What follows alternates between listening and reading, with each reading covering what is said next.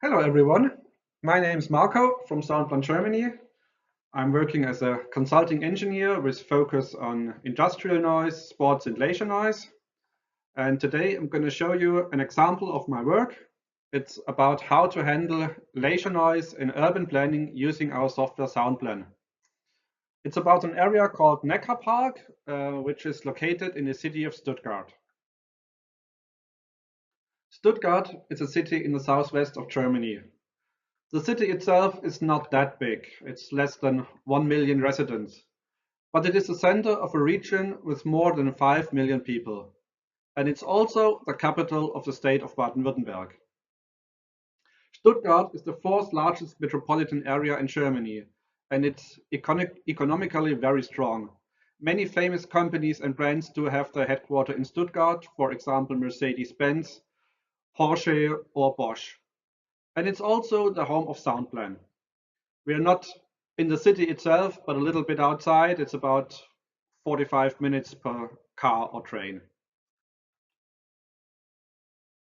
This is an aerial view of Stuttgart. You can see there are a lot of green inside and around the city. There are some hills in the city. The city center is about here. That's the city center. This part here is the headquarters of Mercedes-Benz. It's very big, nearly a city itself. Before we start, let me show you some pictures of Stuttgart. This one is taken at the city center. We do have some old buildings there. This one again is in the city center. We also do have a large football stadium. Football is the most popular sport in Germany, and Stuttgart is playing Premier League. This stadium can take up to 60,000 visitors.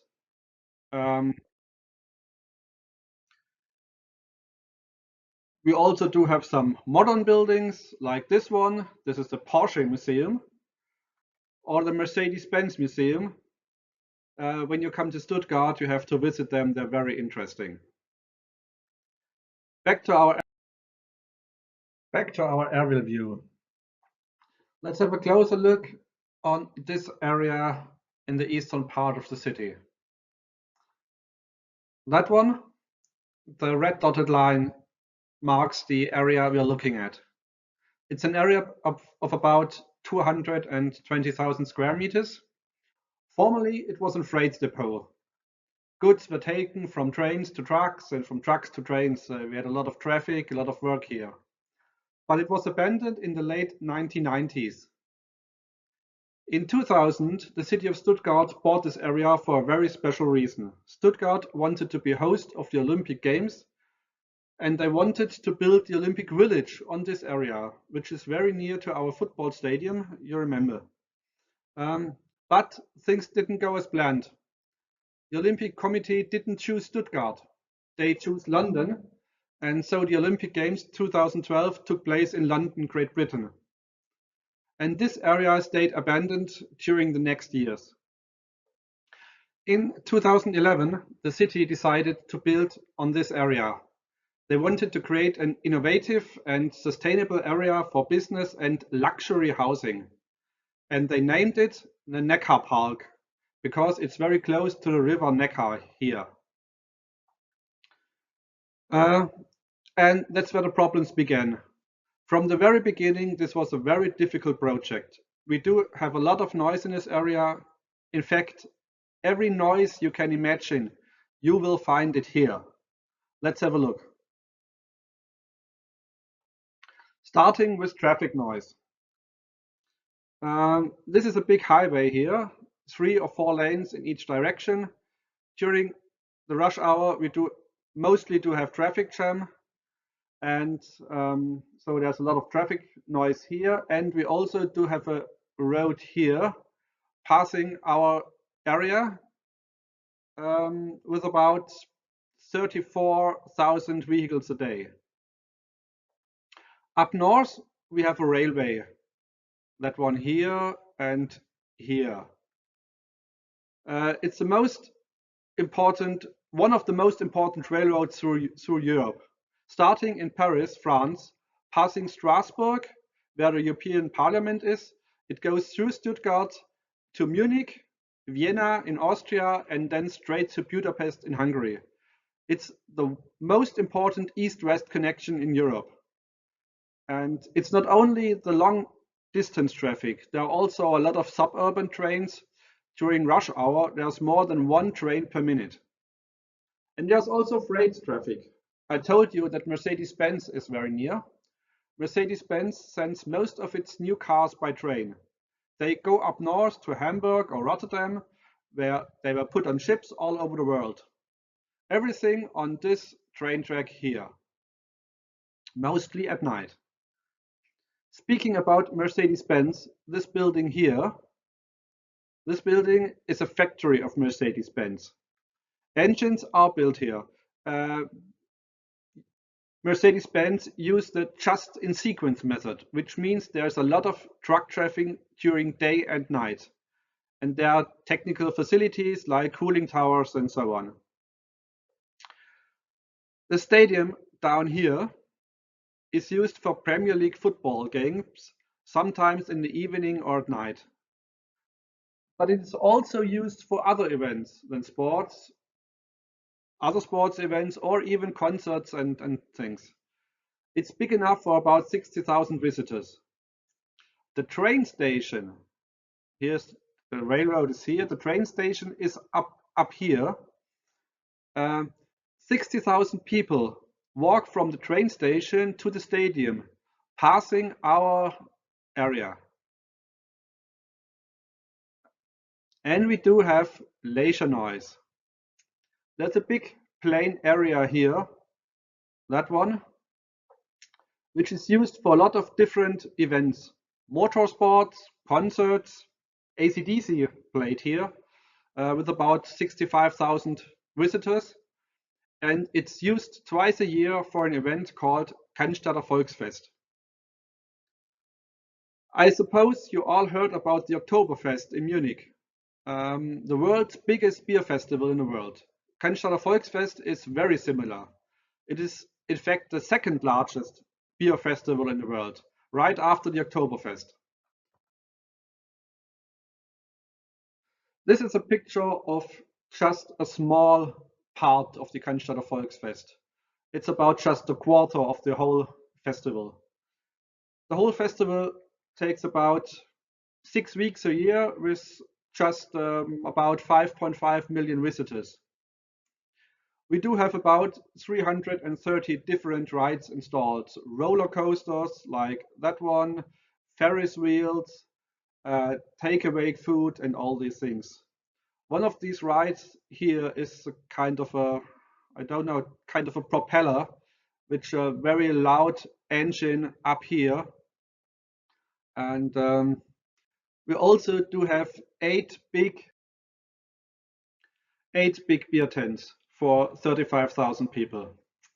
Here are some pictures of the Cannstatter Volksfest. You can see these big beer tents here, and you can also see the huge amount of people. This is how it looks at night. All of these carnival rides do have a big sound system. They play loud music and people are screaming and shouting. And if you're not into these rides, you can go in one of these big beer tents, have some food, have some beer, of course, or just enjoy yourself. This is how the beer tents look from the outside. They seem to be very massive. Massive wooden walls here, but in fact, they are very light. Especially the roof. It's just a very thin layer, a very thin textile layer. You can see the light shining through, and that's how it looks when they're finished. You can see the light shining through the roof, which also means the acoustical transmission loss is approximately 0. And you can see the stage. Every beer tent has its own stage with a big big sound system. Let me show you what's going on inside these tents. There are up to 4,000 people in each tent. Different bands are playing music, mostly rock and pop. People are standing on their benches or tables singing and dancing. And it's as loud as a normal concert, up to 100 decibel inside the tents. And because of the very thin roof, it's like an open air concert. And we do have 8 of these tents, so it's like having 8 open air concerts at the same time, every day from 2 p.m. to 11 p.m. at night. And the distance of the tents to our NeckarPark is sometimes less than 100 meters. If you have a close look on this aerial view, you can see the positions of the tents. One of the tents is here. 2, 3, 4, 5, 6, 7, 8 tents, and you can see how close they are to our area NeckarPark. It's just over the street. On the first sight, it seems totally impossible to build up luxury homes here. But we had no choice. We had to find a solution for all these problems. First of all, we started by detecting the exact noise level inside the area. We did this with an acoustical calculation model by using our software SoundPLAN. As usual, we started by building a terrain model. On this terrain, we place all the buildings like that. After that, you can start modeling your sources. In this case, we do have traffic noise. But we don't want to talk about traffic noise today, which was quite difficult too in this place. Today I want to talk about aviation noise, especially the Cannstatter Volksfest. The most difficult thing was to get all the emission of the sources. We did a lot of measurements to find out how loud the sources are. We had 2 fixed microphone positions during the whole festival. One of them was located on the top of this roof. You can see it here. It looks like that.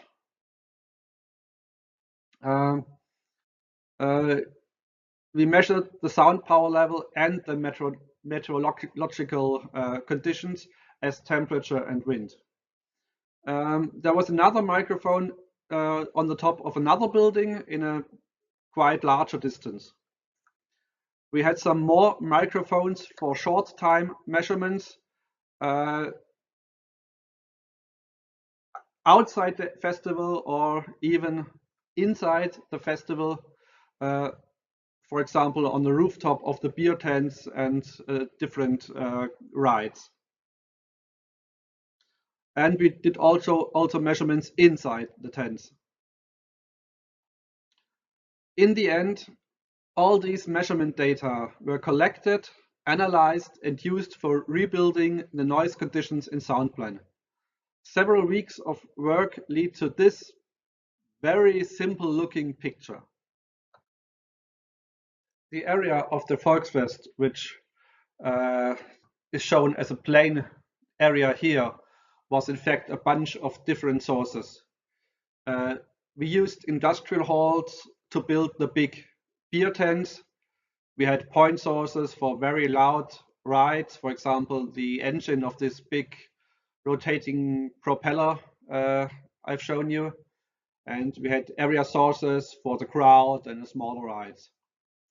It was a process of try and error until at least we could reproduce our measurements with our calculation model.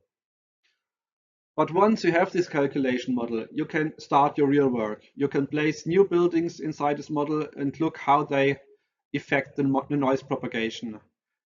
Or you can place noise barriers and such things.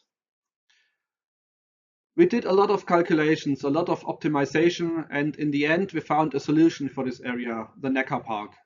It looks like this. First, we reduced the noise level of the Cannstatter Volksfest. There's now a limit for the sound system of the rides, and there's a limit for the noise level inside the beer tents, which was also necessary to protect the visitors. We had noise levels over 100 decibel inside the tents, so there was a risk of a hearing loss for the people. Altogether, the noise emission of the Volksfest was reduced of about 5 decibel. But this still was not enough. If you look at the positions of the buildings, you will see a ring of buildings along the edge of the area. These buildings are a closed noise barrier, well, a nearly closed noise barrier, protecting the inside of the area. In this part here, it's the same. This ring is higher than the building inside for an even better noise protection. But we still have gaps between the buildings. You can see them here or here, and we also closed these gaps. We call them flying walls. Here you can see why. They are walls hanging between the buildings. They are as high as the building, but you can walk or drive underneath them. And they work quite well. That's because noise propagation near the ground is not that important. There are a lot of barriers at the ground, and the ground itself lowers the noise level. So the noise propagation in bigger heights are more important, and we stop them with this noise barrier. This one is the picture of the wall between these two buildings. You can see it here, but we also do have these kind of line walls here and at other positions. The outside of the ring, this part here, is reserved for offices and workspaces. Housing is just allowed at the inside of this area. And we used very special double windows that can be opened just partially and still having a high sound insulation. They are called the Hamburg windows.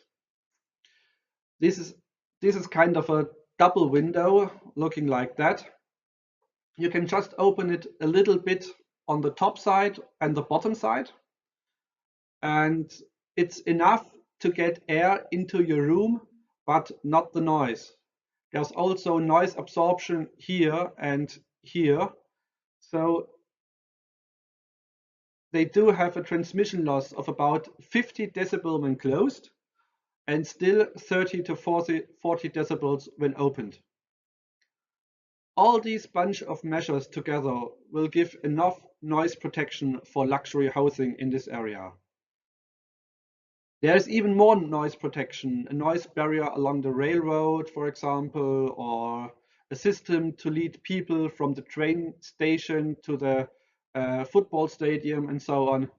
But my time is over now. I don't have the time to show you more of this very lovely project NeckarPark.